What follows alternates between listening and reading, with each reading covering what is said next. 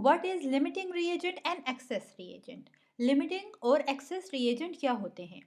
चले आइए डेफिनेशन को देखते हैं।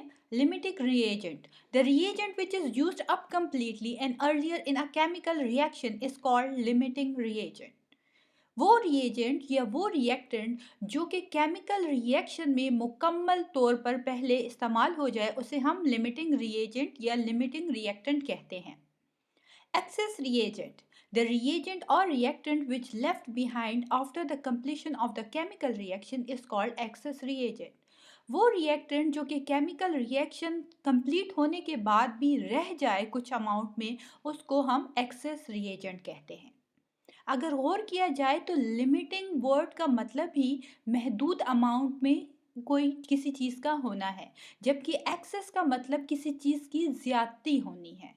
तो यहाँ पर लिमिटिंग रिएजेंट जो है, हम सिंपल वर्ड्स में कह सकते हैं कि वो चीज़ जो कि रिएक्शन के कंप्लीट होने तक ख़त्म हो जाए मुकम्मल तौर पर, तो वो हमारे पास लिमिटिंग रिएजेंट कहलाता है। और एक्सेस रिएजेंट मतलब वो रिएक्टेंट जो कि इतनी ज़्यादा अमाउंट में होता है कि रिएक्शन ख़त्म होने के बाद भी रह जाए, तो वो एक्सेस रिएजेंट कहलाता है।